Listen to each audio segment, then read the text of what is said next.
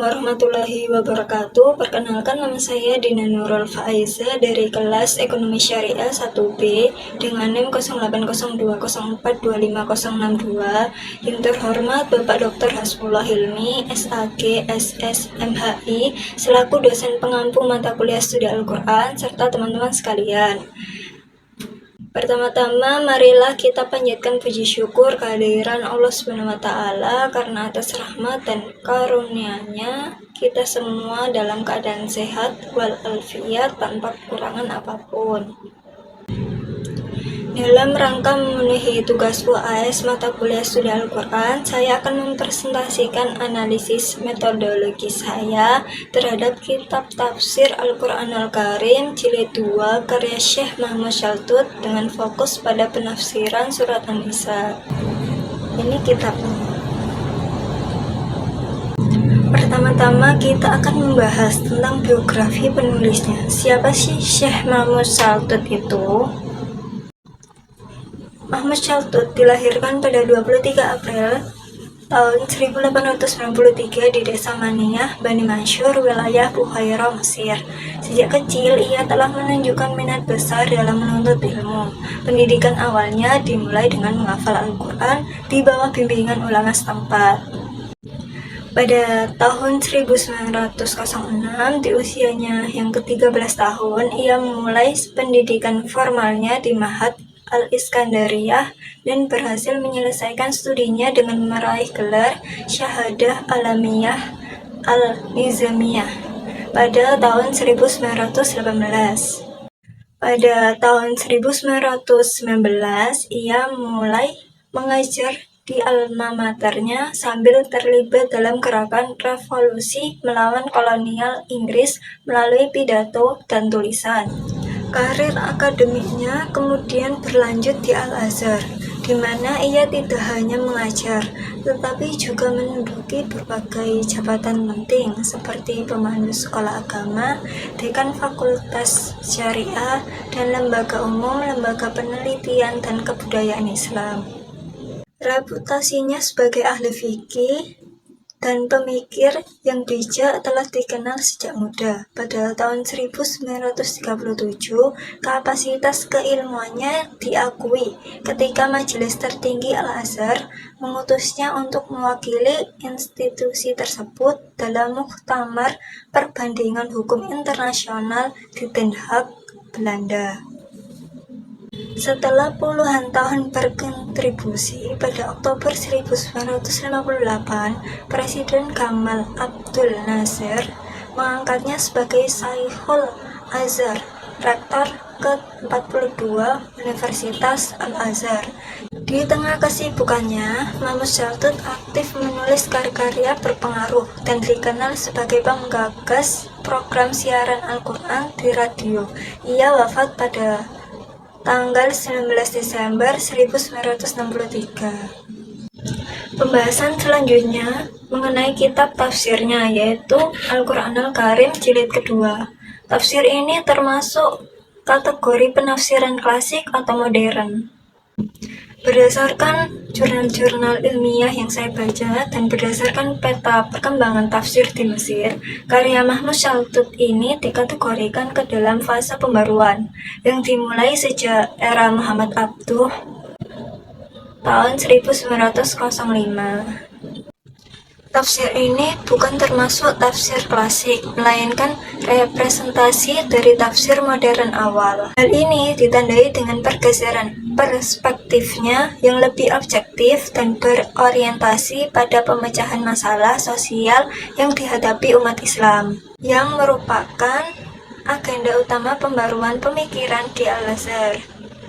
Meskipun tetap menghargai warisan penafsiran klasik, Al-Tafsir bi Al-Mansur, dan menolak riwayat-riwayat lemah serta Israiliyat, Mahmud Syaltut tidak terikat secara ketat pada penjelasan tradisional. Karena itu, secara akademik, Mahmud Syaltut ditempatkan sebagai mufasir modern awal yang menjaga disiplin klasik tetapi mengusung metode rasional, tematik, dan kontekstual.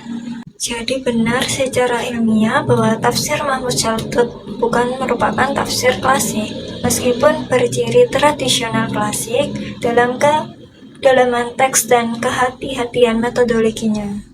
Yang kedua, metodologi dominan. Pendekatan tafsir ini bi al-mansyur atau bi ar-rai. Secara metodologi kitab tafsir ini kemungkinan besar mengombinasikan keduanya, namun condong pada bi ar-rai atau penalaran rasional. Tafsir bi al-mansyur didasarkan pada dalil tekstual, ayat lain, hadis, atsar sahabat atau tabi'in. Sedangkan tafsir bi ar-rai menggunakan penalaran rasional dan ijtihad mufasir sendiri. Cara penafsiran Mahmud Saltut juga condong ke tafsir bi ar-rai. Banyak tafsir kontemporer, misalnya Hamka, Quraisy Shihab, tetap menggunakan bahan riwayat sebagai dasar, tetapi mengedepankan pemikiran rasional dalam konteks masa kini. Dari tema-tema yang dibahas, hak wanita, tanggung jawab sosial, dan lain sebagainya, penafsiran ini juga menekankan rasionalitas kontekstual khas tafsir modern. Pendekatan ini selaras dengan semangat pembaruannya yang ingin menunjukkan relevansi syariah dengan tantangan zaman. Yang selanjutnya, tafsir ini termasuk kategori tahlili atau maudu'i. Kitab tafsir ini bersifat maudu'i atau tematik berdasarkan objek surat, bukan tahlili murni. Ia disusun berdasarkan pokok-pokok tema daripada penjelasan ayat demi ayat sesuai susunan musyaf. Dalam bentuk penyajian, tafsir ini diklarifikasikan sebagai tafsir maudu'i atau tematik. Berdasarkan kajian dalam jurnal yang saya baca, tafsir maudu'i terbagi menjadi dua bentuk. Yang pertama berdasarkan objek atau surat, yang kedua berdasarkan subjek atau tema. Berdasarkan objek atau surat yaitu metode yang mengkaji sebuah surat secara utuh sebagai satu kesatuan tema. Mufasir mengungkapkan misi utama surat tersebut serta keterkaitannya antar bagian-bagiannya, sehingga surat dipahami sebagai bentuk yang sempurna dan saling melengkapi. Tafsir Al-Quranul Karim jilid kedua Mahmud Saltut termasuk secara spesifik dalam kategori ini. Ia merupakan pelopor dan yang pertama kali merealisasikan bentuk tematik berdasarkan surat dalam karya tafsirnya. Berdasarkan subjek atau tema, yaitu metode yang mengumpulkan semua ayat dari berbagai surat dalam Al-Quran yang membahas satu tema tertentu, kemudian menafsirkannya secara komprehensif di bawah satu judul pembahasan. Karya Mahmud Saltut, Tafsir Al-Quran Al-Karim, Al-Ajwa Asyarah Al-Ula adalah perwujudan nyata dari tafsir maudu'i bentuk pertama, berdasarkan objek atau suratnya. Ia membahas surat demi surat dengan menonjolkan kesatuan tema dan tujuan masing-masing surat, berbeda dengan pendekatan tahlili tradisional yang berurutan ayat per ayat. Tafsir ini terdapat unsur campuran, yakni tahlili dan bi ar-rai atau penalaran rasional. Dalam praktiknya, kitab tafsir modern sering memadukan keduanya. Misalnya, karya klasik modern seperti tafsir Al-Fath Al-Qadir, karya Al-Sawkani memasukkan tafsir bi al-Mansur sekaligus bi ar-rai. Dengan demikian, tafsir ini mungkin mengkombinasikan penjelasan konteks ayat, tahlili atau riwayat dengan analisis penalaran rasionalnya. Bab-babnya menunjukkan uraian teks diselingi pemikiran pribadi mufasir. Dengan kata lain, kemungkinan ada campuran penafsiran tekstual tradisional dan pendekatan rasional atau ijtihad. Poin selanjutnya, kerangka akidah dan orientasi sosial. Tafsir ini bernuansa sunni moderat yang khas dengan tradisi keilmuan Al-Azhar, bercorak pemikiran Al-Asy'ari atau Maturidi. Orientasinya bersifat kontekstual dan sosial kemasyarakatan. Mahmud Saltut aktif merespon masalah aktual pada masanya, seperti kekhawatiran terhadap pencampuran budaya yang mengancam identitas Muslim Mesir yang tercermin dari fatwanya yang melarang pernikahan lintas agama.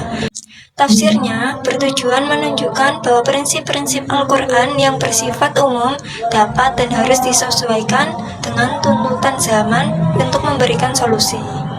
Poin selanjutnya yaitu ruang lingkup dan contoh pembahasan tematik Kitab Tafsir Al-Quran Al-Karim Jilid kedua. Kitab Tafsir Al-Quran Al-Karim Jilid kedua ini membahas surat An-Nisa dan Al-Ma'idah. Surat An-Nisa yang artinya wanita banyak memuat hukum keluarga dan sosial, sehingga relevan dengan tema kitab. Surat ini sering disebut konstitusi keluarga muslim karena mencakup hukum waris, perkawinan, perceraian, dan hak suami istri. Misalnya, ayat-ayat dalam surat ini mengatur hak warisan wanita, mahar nikah, sistem poligami, perlindungan anak yatim, serta penegakan keadilan. Tafsir ini menelaah surat tersebut secara mendalam. Salah satu tema besar yang mendapat perhatian khusus adalah mengenai hak dan kedudukan perempuan yang banyak dibahas dalam surat An-Nisa. Mahmud Syaltut menolak tuduhan bahwa Islam merendahkan wanita. Sebaliknya, melalui penafsiran tematiknya dengan melihat surat sebagai satu kesatuan, ia menunjukkan bagaimana Al-Quran memuliakan dan memberikan perhatian khusus kepada perempuan melalui berbagai hukum yang melindungi mereka dalam seluruh fase kehidupan. Ia membandingkan perlindungan Islam dengan apa yang dianggap sebagai kebebasan dalam budaya Barat yang justru sering menimbulkan kerugian bagi wanita. Seperti di salah satu babnya, perhatian Al-Quran terhadap wanita. Tidak sedikit kaum wanita yang merasa senang dan gembira lantaran Allah Subhanahu wa Ta'ala memuliakan dan memperhatikan mereka. Yaitu, ketika mereka mendengar atau mengetahui bahwa Al-Quran menampilkan mereka di dalam seluruh surat ini, dan bahwa di antara surat-surat ini ada 2 buah surat yang disebut dengan menggunakan nama mereka, An-Nisa, serta banyak menganalisis perkara mereka di seluruh fase kehidupan, sejak mulai masa kanak-kanak sampai masa perkawinan dan masa menjadi ibu. Salah satu di antara 2 surat itu dimulai dengan berbicara kepada seluruh manusia dan mengembalikan mereka, baik laki-laki maupun wanita kepada satu asal yang seluruhnya diatur dalam satu rahim.